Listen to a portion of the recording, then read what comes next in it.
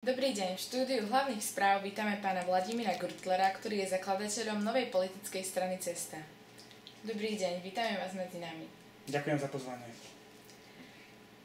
Pripravili sme si pre vás zo pár otázok.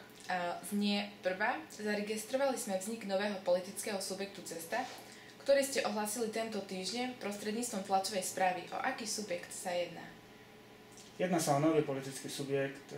Je to jednotiaca platforma pre všetkých vlastencov a odborníkov, ktorí sa chcú dať dokopy, stotožňujú sa s našim programom a chcú posunúť Slovensko vpred, tak, aby sa na Slovensku žilo dobrý život pre všetkých čestných, slušných, statočných občanov. Ako si predstavujete fungovanie takejto platformy? Je pravdepodobné, že sa môžete názorovo odlišovať? Názorové odlišnosti sú samozrejme možné, ale základný program a ciele a hodnoty, ktoré všetci tí vlastenci, ktorí sa k nám pridajú, odborníci, musia byť totožné. Náš program je jasne uvedený na našom webe, sú tam uvedené dôvody, prečo sa spájame, čo chceme urobiť, aký je náš program a tak ďalej a tak ďalej. Všetko si vaši poslucháči, diváci môžu pozrieť na našej webovej stránke. Boli ste predsedom strany 7 statočných, ste známi svojimi kontroverznými výstupmi smerom k Rómom. Čo sa stalo so stranou 7 statočných a akú politiku presadzujete dnes? 7 statočných bude ďalej pokračovať ako občianske združenie. Politická strana Cesta, strana vlastencov a odborníkov je tu na to, aby posunula Slovensko vpred. Nemyslím si, že som bol známy, teda bol som možno čiastočne známy, ale nepovažujem moje výroky za kontroverzné. Boli to proste výroky, ktorými som povedal ľuďom pravdu a pravda sa niekedy ťažko počúva. V strane Cesta nedelíme ľudí na Rómov a nerómov, delíme ľudí na slušných, čestných, statočných občanov Slovenska a na neprispôsobivých. Neprispôsobivých občanov je nutné, aby boli riešení nejakým spôsobom, aby neznepríjemňovali život slušným občanom. Pracujete ako hovorca Banskobystrického samosprávneho kraja pre veľmi kontroverzného župana Kotlebu. Aký to má súvis s vašimi aktivitami v súvislosti s Cestou? Pracujem na Banskobystrickom samosprávnom kraji úrade ako odborník pre legitímne zvolaného župana a politické ambície sú separé od tejto aktivity.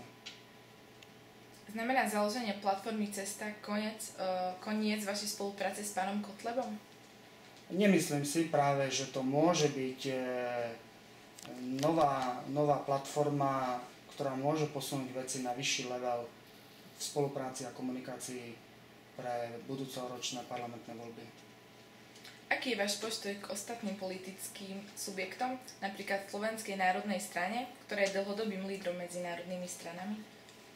Slovenskú národnú stranu nepovažujeme za subjekt, ktorý by mal byť považovaný v tej rovine za našu konkurenciu v takom slova zmysle, že je to práva národná strana. Práva národná strana vlastencov a odborníkov je strana Cesta.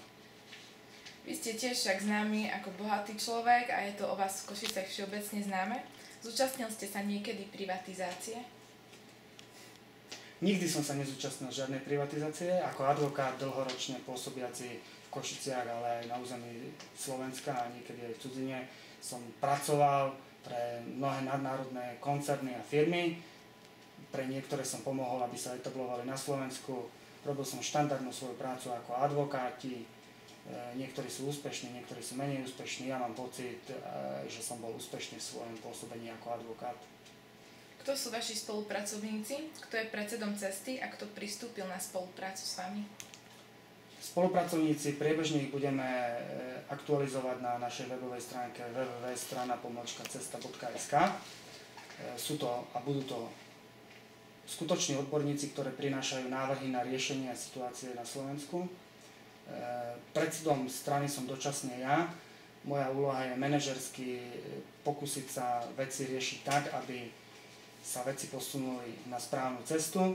Lídrom kandidátky strany Cesta bude významná osobnosť, ktorá bude mať ďalších podporovateľov a myslím si, že verejnosť bude veľmi milo prekvapená, kto bude tou osobou. Ďakujem vám veľmi pekne za rozhovor. Ďakujem veľmi pekne za pozvanie. Pekný deň. Dovidenia.